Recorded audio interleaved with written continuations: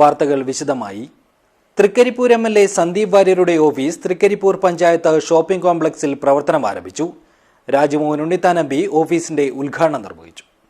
This news sponsored by Jyoti Institute of Medical Technology, Nityananda Building, Kanyanad.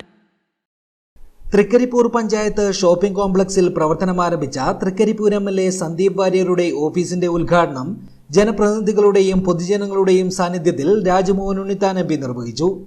മുൻ മുഖ്യമന്ത്രി ഉമ്മൻചാണ്ടിയുടെ ഓർമ്മ ദിവസമാണ് ഓഫീസിന്റെ പ്രവർത്തനം ആരംഭിക്കുന്നു എന്നത് ഇതിന്റെ മഹിമ വർദ്ധിപ്പിക്കുന്നുവെന്നും ഉമ്മൻചാണ്ടിയുടെ ജനകീയ പ്രവർത്തനം മാതൃകയാക്കണമെന്നും അദ്ദേഹം പറഞ്ഞു. അദ്ദേഹം ആദ്യമായിട്ട് മന്ത്രിയായത് അടിയന്തരാവസ്ഥയ്ക്ക് ശേഷം ശ്രീ കരുണാകരൻ കേരളത്തിന്റെ മുഖ്യമന്ത്രിയാകുമ്പോൾ അദ്ദേഹത്തിനെ തൊഴിൽ വകുപ്പിന്റെ മന്ത്രിയാക്കി മാറ്റി. പിന്നീട് 1982 അദ്ദേഹം കേരളത്തിന്റെ ആഭ്യന്തരമന്ത്രിയായി.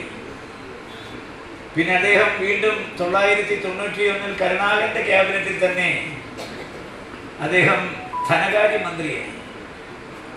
കേരളത്തിന്റെ തൊഴിൽ മന്ത്രി, ആഭ്യന്തരമന്ത്രി, അത് കഴിഞ്ഞ് ധനകാര്യമന്ത്രി, അത് കഴിഞ്ഞ് ആന്റണി മുഖ്യമന്ത്രി സ്ഥാനം രാജിവെച്ചപ്പോൾ മുഖ്യമന്ത്രിയായി. പിന്നീട് അദ്ദേഹം പ്രതിപക്ഷ നേതാവായി. 2011 തൊട്ട് 16 വരെ അദ്ദേഹം കേരളത്തിന്റെ മുഖ്യമന്ത്രിയായി. സാമ്പത്തികമായി പിന്നോക്കം നിൽക്കുന്ന കുടുംബങ്ങളിലെ കുട്ടികളുടെ ചികിത്സയ്ക്ക് പരമാവധി സഹായം നൽകുന്ന MLA കെയർ എന്ന പദ്ധതി സുമനസ്സുകളുടെ സഹായത്താൽ മണ്ഡലത്തിൽ ആരംഭിക്കുന്നതായും ടൈപ്പ് 1 ഷുഗർ പേഷ്യൻസായുള്ള കുട്ടികളുടെ ഇൻസുലിൻ പമ്പിന്റെ സേവനവും ഡോക്ടർമാരുടെ നിർദ്ദേശത്താൽ നൽകുമെന്നും അധ്യക്ഷ പ്രസംഗത്തിൽ MLA സന്ദീപ് വാര്യർ പറഞ്ഞു. സാമ്പത്തികമായി പിന്നോക്കം നിൽക്കുന്ന കുടുംബങ്ങളിലെ കുട്ടികളുടെ ചികിത്സയ്ക്ക് പരമാവധി സഹായം നൽകുന്ന MLA കെയർ എന്നൊരു പദ്ധതി ഇത് സർക്കാരിന്റെ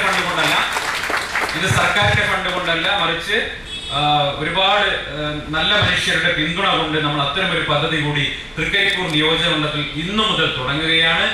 നമ്മുടെ ഷുഗർ പേഷ്യൻസ് ആയിട്ടുള്ള ടൈപ്പ് 1 ഷുഗർ പേഷ്യൻസ് ആയിട്ടുള്ള കുട്ടികൾക്ക് ഇൻസുലിൻ പമ്പ്, വളരെ വലിയ വില വരുന്ന ഇൻസുലിൻ പമ്പാണ് അത്. നമ്മൾ ഏതാനും ഇൻസുലിൻ പമ്പുകൾ, ഒരു ഇൻസുലിൻ പമ്പ് ഏകദേശം 6 ലക്ഷം രൂപ വരെ വരും.